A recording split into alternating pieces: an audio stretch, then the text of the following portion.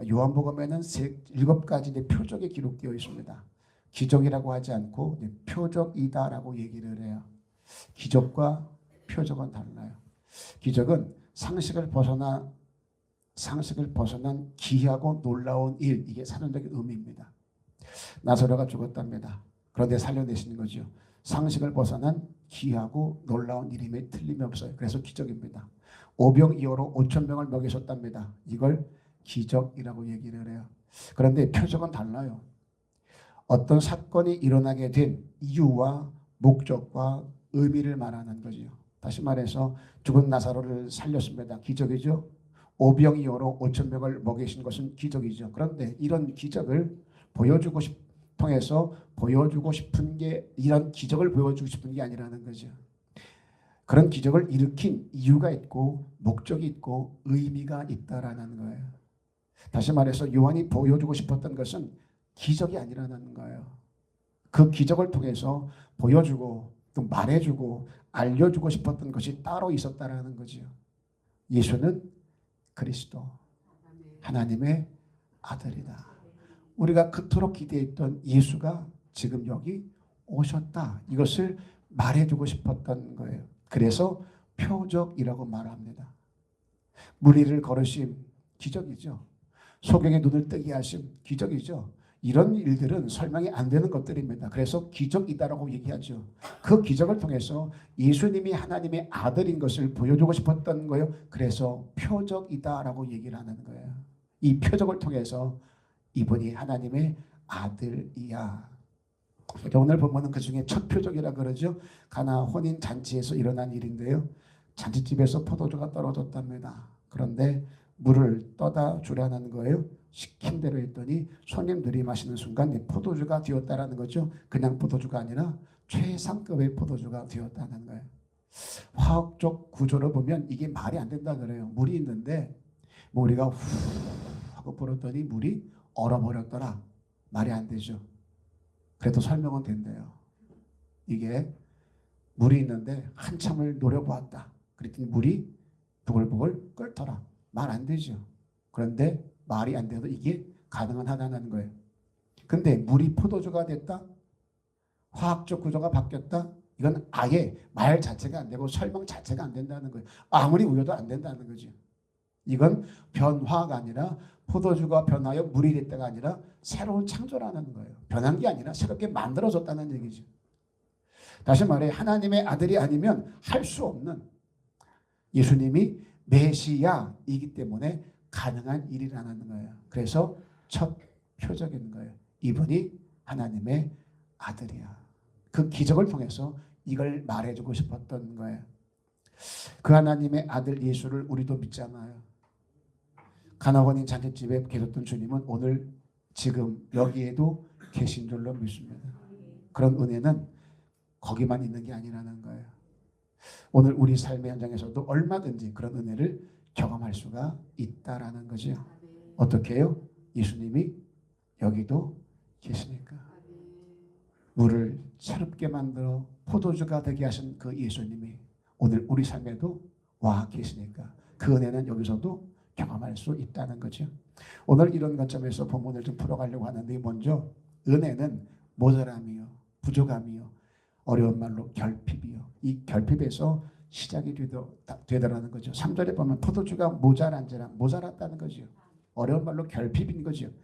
우리의 모든 불편은 이 모자람에서 시작이 되어집니다. 돈이 모자라죠. 실력이 모자라죠. 그 모자람 때문에 주저앉고 절망하는 거예요. 근데 하나님은 그 모자람과 결핍에서 은혜를 경험하게 하시더라는 거지. 부족한 게 별로 없어요. 넉넉해요. 아쉬운 게 없어요. 아주 풍성합니다. 거기엔 절대 은혜가 경험되지를 않아요. 은혜를 은혜로 깨닫지를 못해요. 만약 포도주가 모자라지 않았다면 가나혼인 잔치는 그냥 잔치로 끝났을 거예요. 흥청망청거렸게 즐거움으로 끝났을 거예요. 그런데 포도주가 떨어지며 모자람이요, 그 결핍이요, 그것 때문에 은혜 현장에 되어지더라는 거죠. 그냥 잔치집이 아니라 하나님이 아들 예수 그리스도가 이 땅에 오셨다를 말해줄 수 있는 기적의 장소, 은혜의 장소, 표적의 장소가 되었다는 거예요. 우리는 모자람을 실패다라고 생각을 해요. 그냥 가난이다라고만 생각을 해요. 그러니 불편해지지요. 아니랍니다. 결핍의 현장, 모자람의 현장, 이 부족함의 현장은요, 주님을 경험하는 최적의 은혜의 장소가 될 수 있다는 거예요.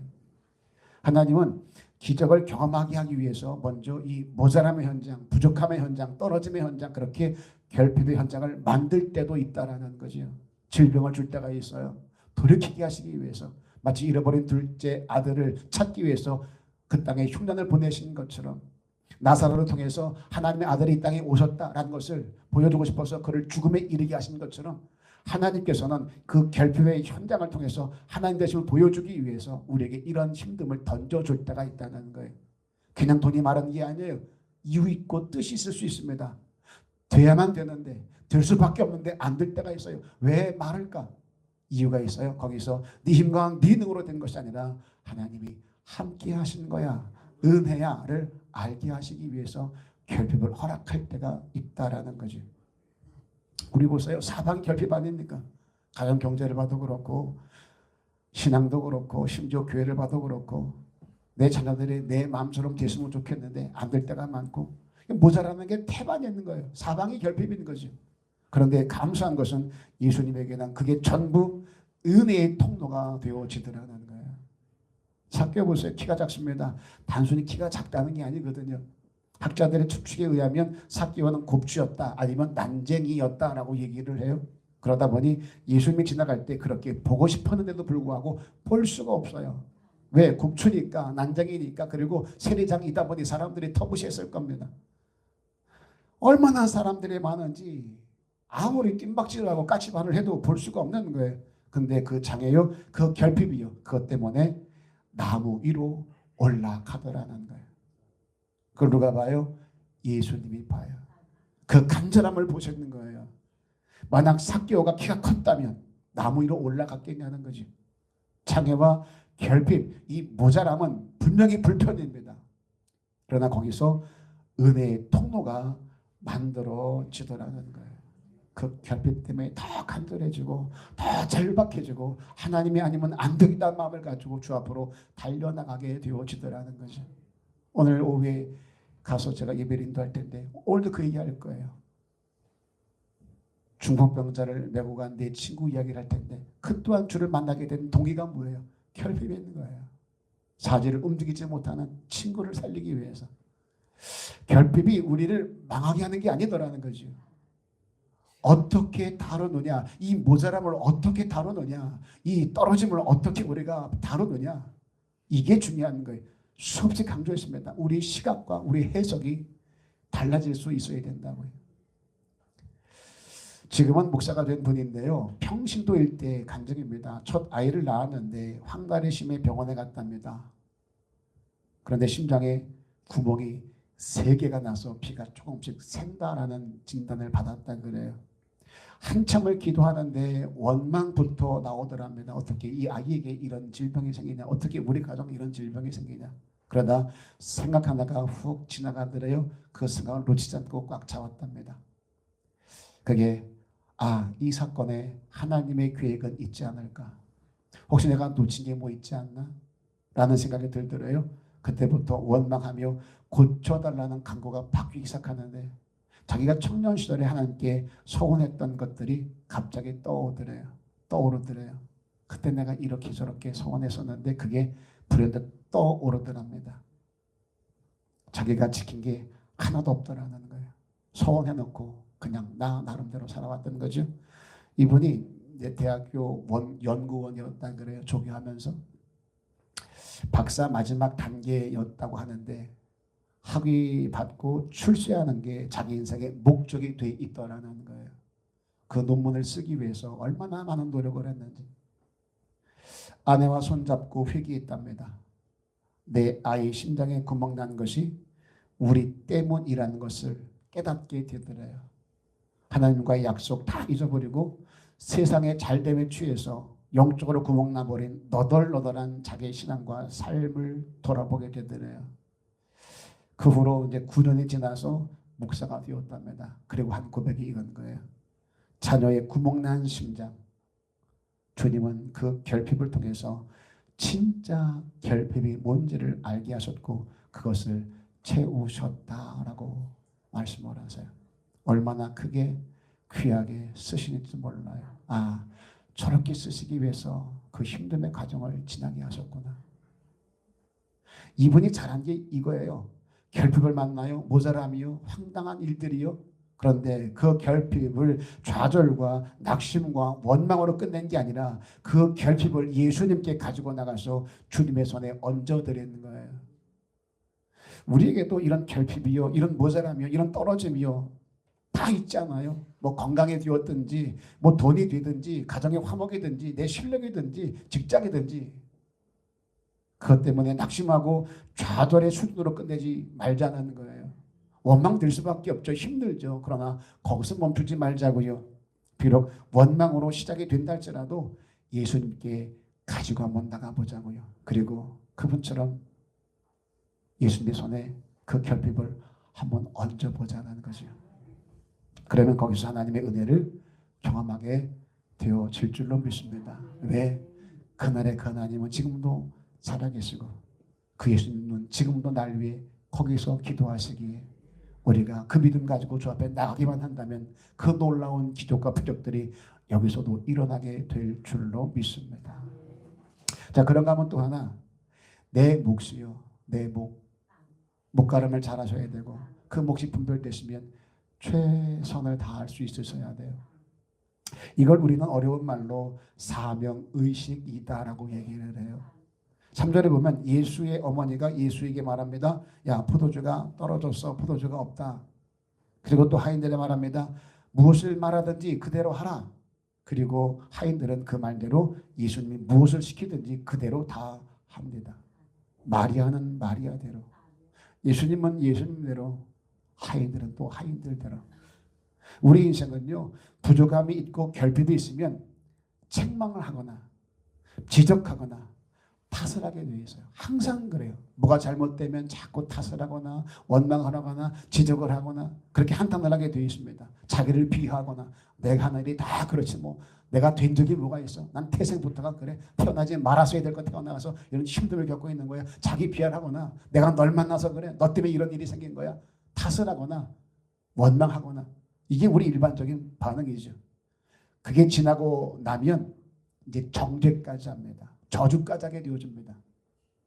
지금 상황만 보면 그럴 수 있잖아요. 잔치집에 포도주가 없다는 거죠. 이건 말이 안 되지 않습니까? 이런 신뢰가 어디 있겠냐는 거예요. 근데 마리아는 지적하고 비난하지 않아요.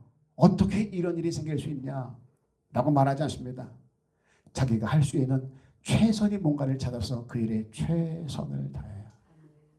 이겁니다. 내 자리에서 내 몫이 무엇인가를 바르게 알고 그 자리를 지키며 내 몫에만 최선을 다하는 거예요. 더도 말고 덜도 말고 더 하려고 하지도 말고 덜 하려고 빼지도 말고 더도 말고 덜도 말고 하나님이 내게 있게 한 그 자리 그걸 바르게 알고 내게 말한 그 몫에만 최선 다하면 된다는 거예요. 예수님께서 물 떠가지고 붓고 물 떠서 갖다 주고 하지 않았어요.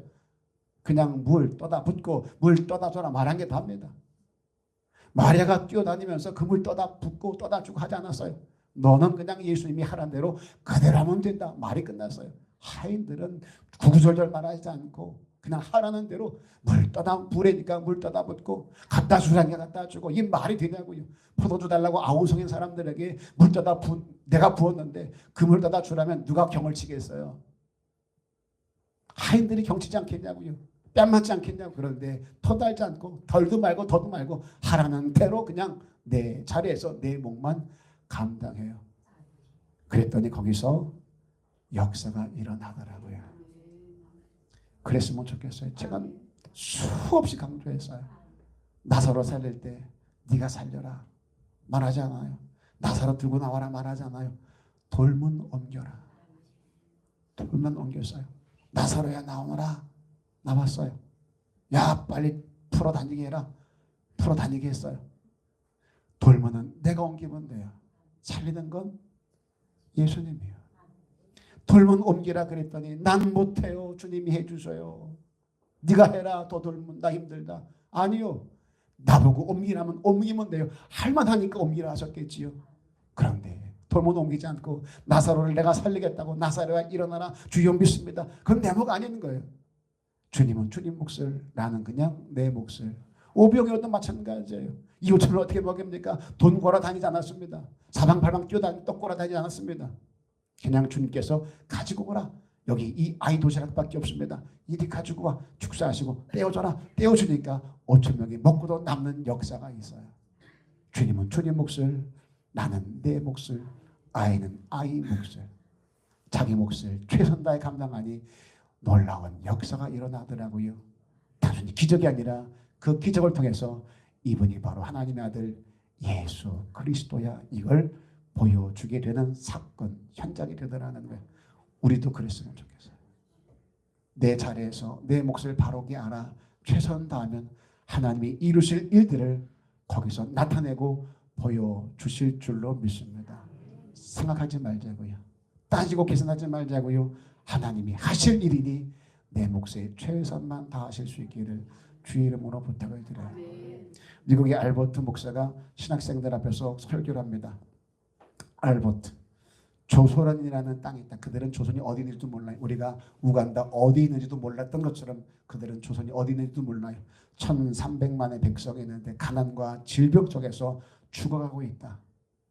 누가 갈 것인가? 수많은 학생들이 도전받았답니다. 은혜를 받았답니다. 문제는 은혜는 받고 도전은 받았는데 간다는 사람이 없었대요. 감동은 받았는데, 은혜는 받았는데 움직이는 사람이 하나도 없더라는 거죠. 예배를 했어요. 우리가 은혜를 받았어요. 감동도 받았어요. 근데 그게 끝이요. 오늘 은혜 받았어. 감동됐어. 그게 끝이요. 움직이는 사람이 없어요. 그러면 아무 일도 일어나지 않습니다. 그 은혜와 감동도 사라지게 되어 있어요. 시간 지나면 사라지게 되어 있어요. 그때 은혜 받았는데, 무슨 은혜를 받았는데 기억이 안 나요. 근데 알버트 목사님이 한 청년을 부릅니다. 네가 가라 조선 땅에. 그런데 이 청년은 인도를 위해서 아주 수년간 준비한 청년이랍니다. 인도를 품고 비전으로 삼아서 기도하며 준비했던 청년이라 그래요. 떠나기만 하면 되는 순간이었는데 알버트 목사님의 말을 하나님의 말씀으로 들었다는 거죠.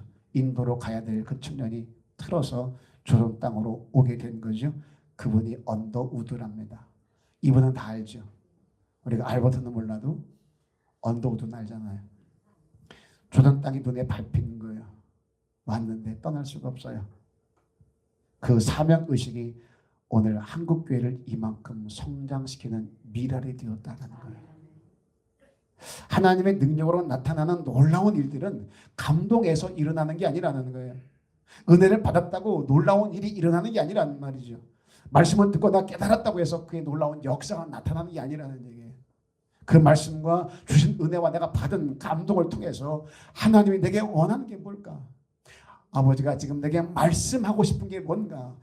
그걸 깨닫고 거기서 내 몫을 바르게 찾아 알고 그 일에 최선 다하여 내가 움직일 때 그 몫을 우리는 사명이라고 말해요. 그 사명 따라 움직일 때 거기서 은혜의 통로, 기적의 통로가 만들어져 하나님의 살아계심과 예수가 구속주됨을 많은 사람들에게 보여줄 수 있는 거예요.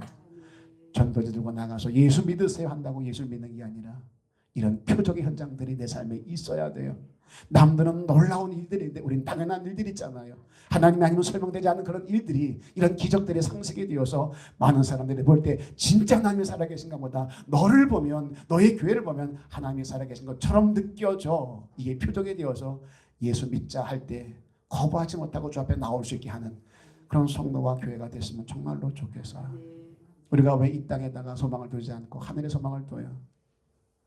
주의 음성 듣고 싶어서. 왜 여기다가 뭘 쌓아놓지 않고 우간다에, 네팔에, 중국에, 캄보디아에 하나님의 일들 한다고 쏟아부어요? 아버지 마음이 거기 있기 때문인 거예요. 제 마지막 소원, 우리의 비전 10개 지교였습니다. 7개가 이루어졌어요. 작든지 크든지 이루어졌어요. 나머지 3개의 비전은 제가 그랬죠. 15년의 플랜을 갖겠다. 연초해 주신 거예요. 그리고 우간다에 예수 마을을 만들겠다. 그렇게 복음의 구루터기가 되어서 수많은 지역에 그 마을을 통해서 예수 복음을 선포하는 일들을 만들어 가겠다. 거기 학교도 세울 것이고, 거기 교회도 세울 것이고, 거기 병원도 세울 것이고, 그리고 제일 중요한 건 농장을 만들어서 많은 땅에 트랙터 갖다 집어넣고 뭐 여러 가지 농작 기계를 갖다 놓아서 그 넓은 땅에다가 농사를 지어 그들이 자급자족할 수 있는, 그래서 영농마을을 만들어서 거기 들어오는 모든 사람들은 예수를 믿어야 되고 그 혜택을 누려서 먹고 사는 지장이 없게 만드는 그런 예수 마을을 만들고 싶다. 아니, 하나님이 주신 비전이기에 이걸 하겠다라고 선포해서 우리 힘으로는 부족해요. 기도한 게 있어요. 다른 거 아니, 하나님 힘 주세요. 능력 주세요. 함께 할 수 있는 일꾼들 보내주세요. 하나님 어떻게 인도하시는지 우리의 목적은 거기에 있어요. 어떤 과정을 지나든지 우리 목적은 거기에 있어요. 예수 마을을 만드는 거예요. 이 비전은 놓치지 말자고요. 그 일을 이루기 위해서 내게 주신 자리가 있고 내 몫이 있다면 더도 말고 덜도 말고 그 자리에서 그 몫에 최선 다하는 저와 여러분이 되었으면 정말로 좋겠어요. 제가 15년 말했습니다. 은퇴 바로 직전일 텐데 그때 또 하나의 영상을 틀면서 하나님이 하신 일입니다. 이 일을 하나님이 이루셨습니다. 라고 말할 때 여러분들이 아멘 할 수 있기를 주님의 이름으로 축복합니다.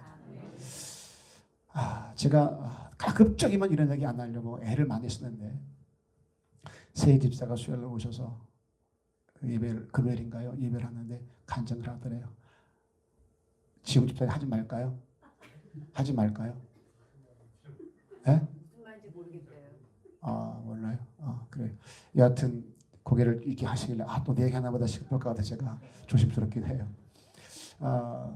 우리 주임사님과 제가 오래전에 양육을 할 때 그때 저한테 한 말이 있었대요. 좀 기억이 안 나요. 우리 비전이 없고 왜 부산 풍성한 교회 비전으로 이걸 해야 되느냐. 제가 양육하면서 부산 풍성한 교회에서 와서 막 강의하겠으니까 1010 세계의 비전이라는 생명의 공동체라고 했는데 이건 우리 비전이 아니고 목사님 배워온 비전 아니냐라고 질문을 했대요. 제가 대답을 해드렸다고 하는데 어떻게 대답했는지는 모르겠어요. 그게 오래전 얘기잖아요. 그런데 지난주에 이 영상을 보고 그랬대요. 우리 목사님께서 무엇을 하려고 하는지 이제 알겠다. 이런 일을 하시려 하는구나. 몰라요. 새 집사가 지금 저 위에 있는데 못 듣고 있으니까 지어낸 말인지는 모르겠습니다만 그랬다 그래요. 이제 알겠다. 그리고 목사님이 내려오셔서 뭐 남자보고 도와달라고 했는데 내가 군인이지 않냐. 군인은 상명하복, 명령에 따라 명령에 죽는다. 목사님이 도와달라니 모르겠지만 뭘 도와줘야 될지 잘 모르겠지만 도와달라 하니 내가 도와주겠다. 할 수 있으면 최선 다하겠다. 졸도하는 줄 알았어요. 너무 감사한 거예요. 내가 하고 싶은 일이 뭔가, 우리 목사가 하고 싶은 일이 뭔가 이거였구나. 그리고 도와달라 하니 그 비전을 위해서 내가 최선 다하겠다. 순종하면 하나님의 역사는 일어나게 될 줄로 믿습니다. 마리아는 마리아대로, 예수님은 예수님대로, 하인들은 하인들대로 전부 자기 자리에서 자기 몫을 다했습니다. 네 몫이 뭔데? 너 뭐 하는 건데? 남의 몫 참여하잖아요. 더도 말고 덜도 말고 내게 맡긴 내 몫이요. 이것을 바르게 알고 그 몫에 최선을 다했습니다. 그랬더니 잔치집이 되더라는 거예요. 우리 삶에도 가나 혼인 잔치집에서 보여진 하나님의 은혜가 필요하지 않습니까? 모자람이 많고 떨어짐이 많고 결핍이 많잖아요. 그 은혜로 가는 징검다리요 통로요, 그게 바로 결핍이라는 거죠. 그 모자람이, 그 절박함이 은혜의 재료가 되더라는 거예요. 그리고 내가 감당할 내 몫이요, 네가 가라 조선 땅. 이 말에 언더우드가 그것을 자신의 몫으로 알고 최선을 다해 이 땅에 복음을 심었던 것처럼 하나님이 세우시고 맡겨주신 우리 교회에 내가 감당할 내 몫이 분명히 있을 거예요. 하나님이 우리 마음에 심어준 소원이요, 그 비전에도 반드시 내 몫이 또 있을 거예요. 내가 있어야 될 때 있어야 할 내 자리에 있어요. 예배의 자리, 헌신과 섬김의 자리요, 그 자리에서 그 몫을 바르게 알고 그 몫에 최선 다하는 저와 여러분이 될 수 있기를 주의 이름으로 부탁을 드립니다. 그렇게 우리 삶에서 또 우리 신앙에서 하나님의 은혜를 경험하고 그렇게 능력의 통로가 되는 놀라운 역사가 있기를 주의 이름으로 축복합니다. 축원합니다.